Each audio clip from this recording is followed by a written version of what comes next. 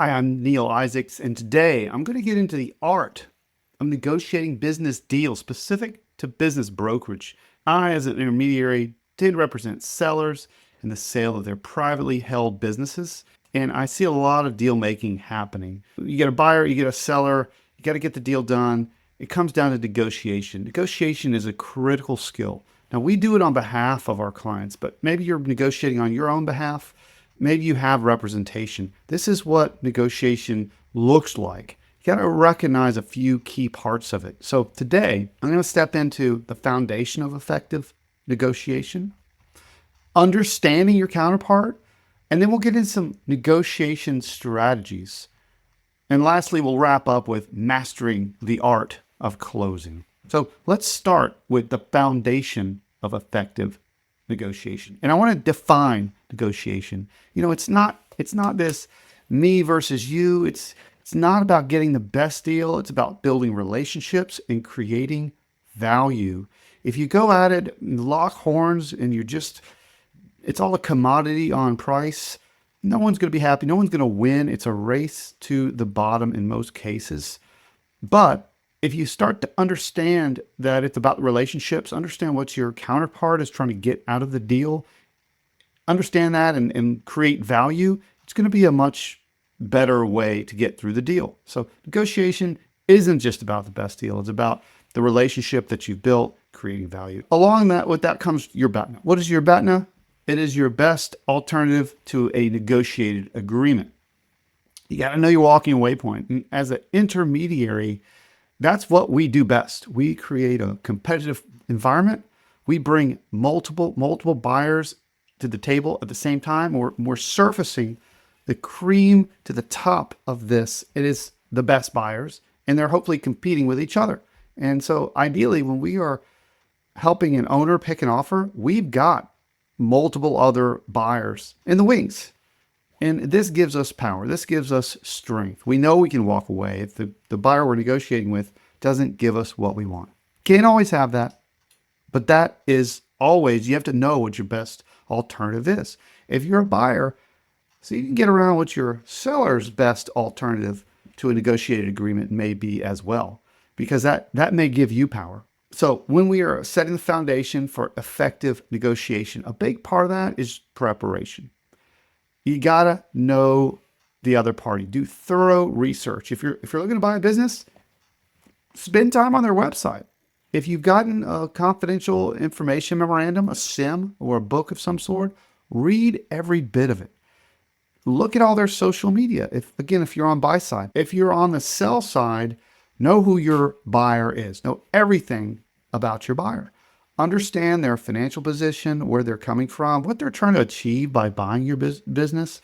What are their goals? What is the thing they're trying to accomplish by buying your business? The ancient author Sun Tzu said, "Know thy enemy." Now, we just established it's about building relationships. So it's not about your counterpart you're negotiating with is not your enemy, but the better you know them, the more you can engage, speak to what they're trying to accomplish, show them why they're getting the deal that they want, and you can get the deal that you want at the same time. So research.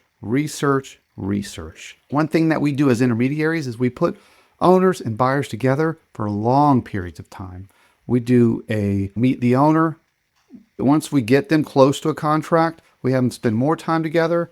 And then even once we build the foundation of a contract, we have some type of offer that's on the table. We keep working with them together as we go through all of the minutia of the smaller components of the deals. Most deals aren't everything done at once. It's tent poles put up, and then little details are assembled as we go towards the closing table. You never know everything when you make the first deal. So now let's shift a little bit to understanding your counterpart. I mentioned this a little bit, but I can't underscore enough how important it is to understand their motivations. What are their goals? What are their concerns? What are their priorities? I tell this to every business owner, and they always get it wrong, but what the business owner is worried about with their businesses, the flaws that they see in their own business, most of the time the buyer doesn't see those flaws. They're not focused on them. They're worried about other things, their concerns, It's always about the money, but it's more about the team. It's more about sustainability. It's more about if they can do what the current owner does. That's on the sell side looking at the buyer side. And it's completely the opposite from the buyer side looking in. So think about what their motivations are. Again, the more you spend time with your counterpart in a buy sell deal, the more you'll understand what they're trying to accomplish. If you like them, if you can work with them, and what they're trying to get out of the deal. A lot of that comes down to listening. Again, we spend a lot of time putting buyers and owners together, and we have a system where we get together and we talk a lot in the beginning to set up how it's going to go. And then we sit back, we get out of the way, and we let them ask questions and we let them answer the questions. Active listening builds trust, and it can uncover some very, very valuable information.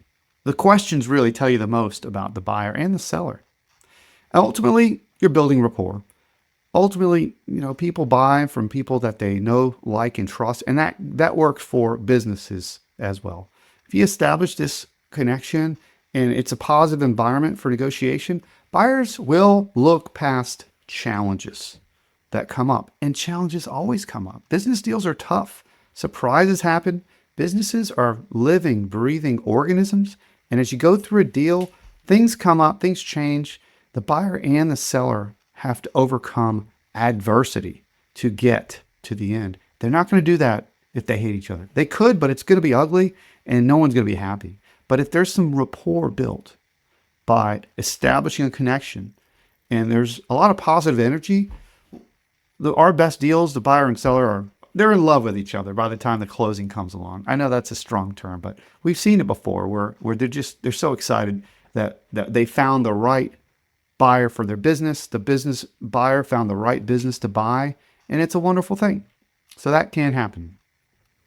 And then let's get into some negotiation strategies. We talked a little bit about collaboration. Focus on the win-win solutions. I know that's kind of a trite term, the win-win solutions, but there often are win-win solutions where both the buyer and the owner do get a win. There's value on both sides. The trick is parties on each side are looking for different things. They each have a different type of value, or the value is just the right amount if it's quantitative value like money. At the same time, there is power in strategic concessions. You got to be willing to make concessions. The business owner that says, this is my price, this is my terms, I won't budge a penny, it doesn't set a great tone. And the reality is, if you want $1 million for your business and someone offers you $999,999 all the way up and you won't budge by 1 penny, chances are you probably would. And if you wouldn't, what does that say about you? You're not willing to bend 1 penny. Are you really in it to sell your business? That's an extreme example on the sell side, but buyers make pretty aggressive requests as well. So just being open to concessions and making them strategic and in exchange for something valuable. This is critical. Think about it like this. If you have two things and it's a tightrope contest and both sides are pulling, the one way to change things is to add something different. To either add something different or to give something that you were willing to give away in the beginning. So hold something back. When you're going into the deal, hold something small back. It doesn't have to be big. It could be a transition period. Maybe you give them more time with the transition period. Maybe you have some excess inventory that you want to get paid for. Let it go. What are you going to do with it? These are fictitious examples, but there's always something that you can give away if you're stuck in a deal and you need to make one final concession. Be strategic about the concessions and expect to have concessions. It's part of negotiation. And lastly, leverage your strengths. What makes your business special? It's never too late to sell. If you're selling, again, your advisor should be selling with you and helping you, but it's okay to brag about your business. If you are the seller, highlight what your business has that no other business has. It may be the location. It may be the age. It may be the team that you've assembled. Let your buyer know why your business is special. Your advisor can do it, but there's nobody that can do it like you. And trust me, Your buyer may be excited, but they're scared and they need that encouragement. They need to hear from you that they're making the right decision to buy your business. So leverage your strengths, both your skills in getting the deal done, but also the strengths of your business. You're selling a business or you're buying a business. Leverage your strengths as a buyer and let the business owner know what great care you're going to bring, what skills you're going to bring to take the business into the next era. They're going to love to hear about that. They're looking for that. They need to hear that. So lastly, let's talk about mastering the art of the closing, right? So you're negotiating. Again, hopefully you've got an intermediary in the mix here to help you. And you're going back and forth. At some point, you got to recognize when the other side is ready to make a deal. Pay attention to the verbal and the nonverbal cues that indicate readiness to close. In a business deal, if you're a seller, look for the buyer putting an offer in front of you. I know that sounds silly, but a lot of buyers, they wait as long as they can to put an offer out. They just keep peddling water, asking for more. It's because they're not sure. The buyer that puts an offer out, that puts a number on it, even if it's not the number that you want, they're starting to negotiate. They're telling you, I want to buy this business. Or even better, they have a sense of urgency. They're saying, let's sign this today. I really want to do this. They're outright telling you that they're interested in the business. It's time to stop selling. It's time to close. So listen to those buying signals. There's a phrase, when it's time to close, just stop talking. A lot of people just keep talking when someone says, I'm ready to buy. Just stop talking and get the deal done. I mentioned urgency. I can't emphasize how much urgency is important. You can't have commission breath. You can't outright seem like you need the deal. But if you're the business owner, you have to let the owner know this is important that you get this done quickly, because speaking as a seller, the busy season is coming up. You're going to make so much money. You're missing out by not buying this business today. You want to do a 90, 120-day diligence period when you only need 30, 60 days? You know how much money you're going to miss out on if you don't buy this business quicker? You know how many other buyers are willing to do a shorter diligence period, if it's a diligence period, for example. But emphasizing their benefit, making an informed decision, but creating a sense of urgency can help, right? So you're showing them the path, but you're saying, hey, let's not dilly-dally here. We got a deal to do. And other people want to buy this business too. Again, that's on the sell side. On the buy side, letting the business owner know that you're ready to close this deal, that you have other businesses that you could buy, that you've already gotten pre-qualified, and you're ready to move. That's going to get a business owner to get off their heels, to get you the financial diligence, to get you everything that you're asking for. Urgency is critical in deals, and it's critical to closings. And deals that don't close quickly often stagnate. Sometimes they die.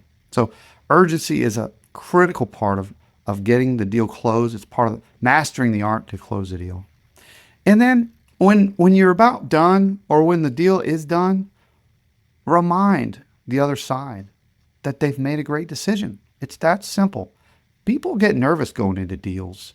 I can speak from experience. When I went into a car dealership with my wife years ago, and I didn't even realize it, but she did all the talking, and I sat there stoic, and I didn't say anything. We didn't have a plan, but this is just how I reacted to being in a high sales pressure environment. In my back of my mind, I was worried they were trying to kind of pressure my wife into buying this vehicle. And my response was to be stoic and to be silent and to use that power of not talking. And a lot of it was, nervousness. I just wanted her to get the best deal possible. And I didn't like that environment for her.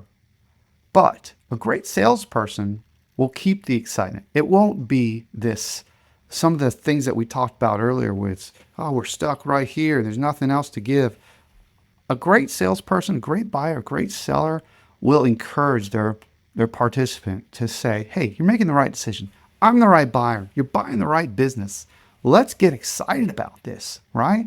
And that's really a big part of this. People can change their mind even after they say they're going to do a deal, until until they sign a purchase agreement in the case of business deal. But even then, they can back out. So showing encouragement, encouraging your counterpart to know they might have made the right decision. This is all part of mastering the art of closing. I'm Neil Isaacs. I sell other people's businesses, and I create content right here on YouTube and other places to share my experiences and what I know. I hope you found this interesting. I'd love for you to share a comment about what you'd like to hear from me.